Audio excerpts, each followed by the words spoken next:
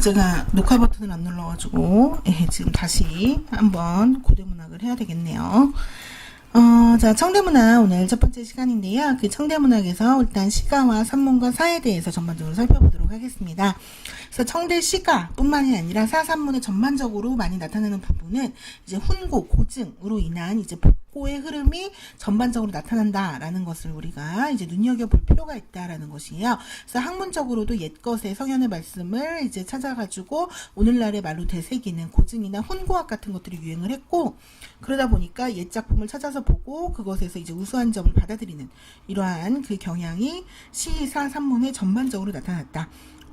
그래서 시가에 있어서도 우리가 당대 때의 시를 따르는 종당시파와 그 다음에 성대 때의 시를 따르는 종송시파가 이제 그 문단에서 이제 나타나게 되었다라는 거죠. 그래서 주로 청초에는 종송시파가 주류를 이루다가 이제 그 종당시파가 이제 시의 주를 이루게 되었다. 그래서 그 종당시파의 이제 대표적인 인물들이 왕사정, 심덕자, 옹방강 이런 인물들이 된다라는 것이에요. 그 중에서도 이제 대표적인 3명의 인물을 보게 되면은 당대 때의 시를 숭상했던 이제 그 왕사정 같은 경우 당대 시인 중에서도 왕유나 맹호연 그 유흥물과 같은 이제 자연시파 시인을 숭상을 했어요. 그러다 보니까 시에 있어서 뭔가 여운과 함축의 미 이런 것들을 강조를 했다라는 것이죠.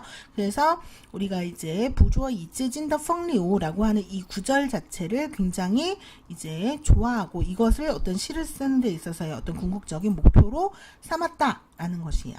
그래서 채 한 글자도 다 하지 않았는데 온갖 풍류를 다 했다라는 것을 시의 최고 경지로 보았다라는 것이에요. 그래서 신은설에 대한 기출문제를 살펴보게 되면은 87번에 청대의 왕사정은 당대 때 사공도가 시품에서 이제 보조와 이즈진더 펑류 채 한 글자를 다 하기도 전에 이제 그 온갖 풍류로 거기에 담았다라는 의경을 높이 샀고 남송 때 어무의 창랑시아가 내세운 묘호설을 계승해서 시의 인위적인 수식이나 논리를 반대하고 시는 선의 경계와 일체하며 그림과도 같은 취향을 이루어야 한다는 신은설을 주장을 했다. 그래서 송대 때 유행을 했던 시들을 보게 되면은 시의 어떤 메시지나 천리를 담아야 된다. 그래서 시의 산문화를 이뤘잖아요. 그러다 보니까 시의 여운이나 함축의 미가 떨어지는 거예요. 근데 왕사정은 시는 마치 그림과 같아야 된다. 그래서 그림이라고 하는 것은 그린 사람 따로 받아들이는 사람 따로인 거죠. 그래서 서로 코드가 맞으면은 그게 일치될 수도 있지만 이 각도에서 보느냐 저 각도에서 보느냐에 따라서 다양한 어떤 해석과 평가가 가능하듯이 시에 있어서도 이런 여운과 함축의 미가 있어야 된다라고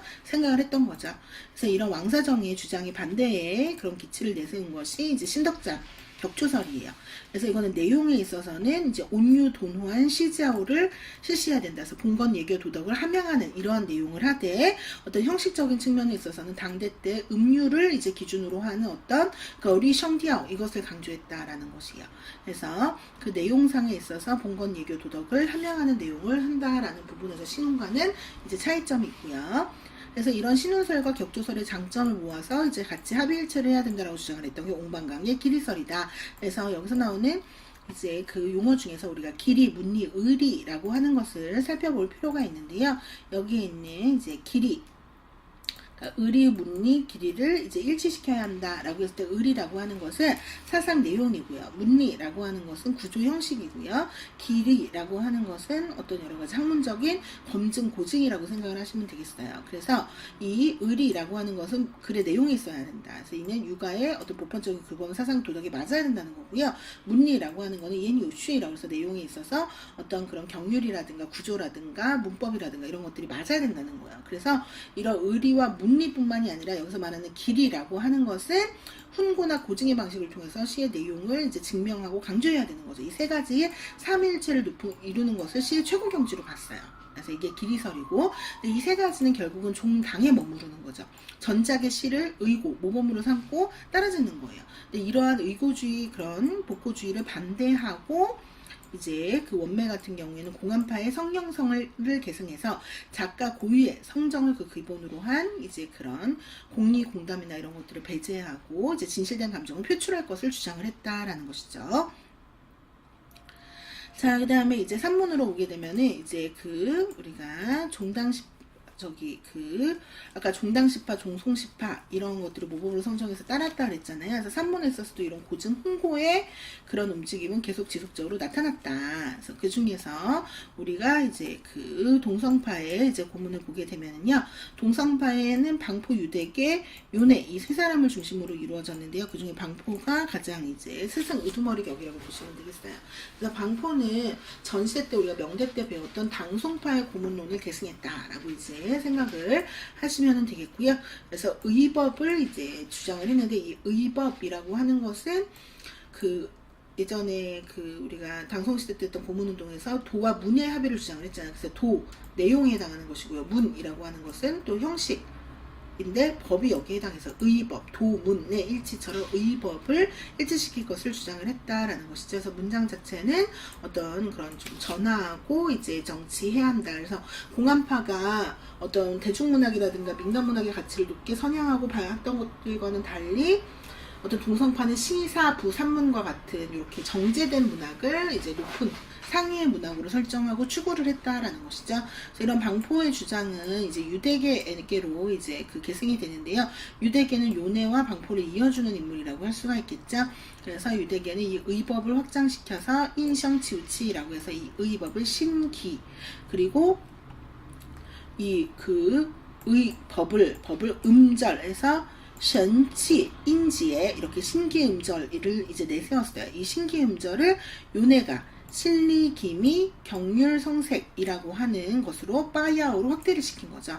그래서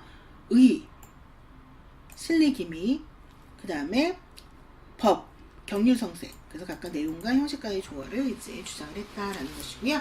요네 같은 경우 아까 옹방강의 문리, 의리, 길이 이것을 합일치할 걸 주장했다 그랬잖아요. 그래서 산문에 있어서 문리, 의리, 길이 이것을 이제 일치시킬 것을 주장을 한 것이 바로 요네이다라는 것이에요. 그래서 의리 똑같죠. 가오지는 아까 길이, 그 다음에 치자, 이건 아까 문리라고 되어 있는 거, 형식과 내용과 고증, 삼위일체를 학문의 최고 경지로 펴졌다.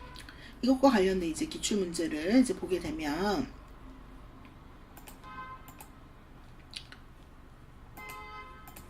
자, 동성파, 방포, 유대계, 요네 등을 중심으로 한 청대 산문유파로 산문의 유가사상을 적극적으로 반영하고자 했다. 그래서 명대 때 전우칠자가 문장에 의법과, 그러니까 여기까지는 지금 맞는 설명이죠. 근데 의법과 작가의 개성을 강조했던 태도를 비판했다 그랬는데, 의법을 강조한 거는 이 동성파 얘기고, 그 다음에 개성을 강조했던 거는 공안파 얘기죠. 이 설명이 다 잘못됐고, 그 다음에 77번 지난 시간에도 했던 거죠. 그래서 공안파가 청대 중요한 산문유파라고 그랬는데 동성파로 고치셔야겠죠. 그래서 대표적인 인물이 원종도, 원계도, 원종도가 호북 공안 사람이라 공안파를 불렀다는 내용은 방포, 유대계, 요네가 모두 안회의 동성 사람이라서 동성파라 불렀다로 고치셔야겠고요.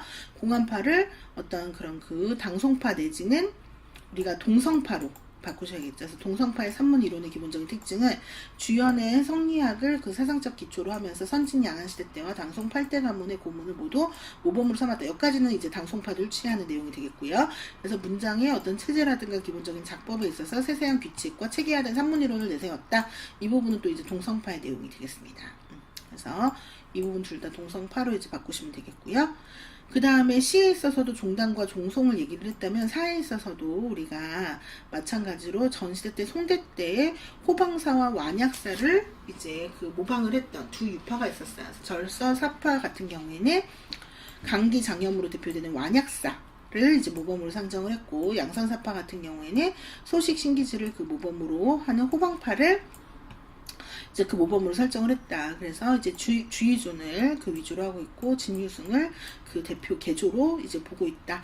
그래서 절서사파는 연회에서의 그런 어떤 화창, 놀이의 도구로 사를 활용을 하면서 태평성대를 놀이했다며, 그러다 보니까 상대적으로 내용이 빈약한 이런 특징을 가진다면, 양산사파 같은 경우에는 일신의 포부라든가 시리한 감정이라든가 사회 부조리나 현실을 반영하는 이런 내용을 다루었다. 그래서 형식에 의해서 어떤 구애받지 않는다는 거죠. 이와 달리 절서사파는 사회의 여러 가지 경륜이라든가 이런 것들도 강조를 하면서 좀 이제 우아하고 참신한 이런 품격을 강조했다. 그래서 이 둘이 마찬가지로 완약이냐 호방이냐, 전시대 때 모방이라면 아까 성경파와 마찬가지로 작가의 개성적인 표현을 이제 중시하면서 이런 그 전시대 때 모방하는 것을 관두자라고 주장을 했던 게 상주사파예요. 대표적인 인물이 장혜원이고요. 하지만 이들은 이제 주방원의 사를 이제 그 모범으로 이제 선정을 했는데요. 실제 본인들이 요구한 거는 사가 이제 그런 그 현실 생활을 반영을 해야 되고 사회적 기능을 해야 된다라고 주장을 했으나 대부분은 그렇게 하지 못하고 개인적인 감정을 놀이하는 데 그쳤다. 그래서 실제로는 이제 자신의 이제 그런 그 개인적 그런 그 어떤 해소의 도구로서 살을 이용을 했다. 그래서 살을 통해서 비응기탁을 통해서 이제 세상을 논하는 룬시의 주어용을 하려고 했으나 스스로는 병도 없으면서 신음하고 그쵸? 뭔가 이런 자질구레한 이야기를 나열하고 이런 것들에 이제 그치고 말았다라는 거죠. 그래서 실질적으로는 이제 뭐 어떠한 그런 그 깊은 사상적 내용을 담지 못해서 본인들이 내세운 주장과는 거리가 있다라는 것이에요. 하지만 개성적 사표현을 주장했다는 거. 그래서 89번 문제에 주의존, 그러니까 진유승은 청초사단의 이제 탁월한 성과가 비교적 높은 사인이다. 그래서 그는 사를 짓는 데 있어서 이제 그 시, 사, 고문 모두 다 잘 지었는데 그 중에서도 사에 뛰어났다. 그래서 절서사의 창시자다. 그러면 주의존이 아니라 진유승이 아니라 주의존을 고치셔야겠죠. 그래서 그는 명대 때 사의 인위 신치앙이라고 하면은 생경한 말, 새로운 곡조에 대해서 불만을 표시하면서 뼈방, 여기서 전화하면서도 칭콩, 청아한 표현 이런 것들을 표방했다. 그러면서 소식을 그 모범으로 상정했다는데 소식이 아니라 강기나 장염이라고 해야 되겠죠. 그래서 이거는 틀린 설명이 되겠다. 자, 일단 고대문학은 여기까지 하겠습니다.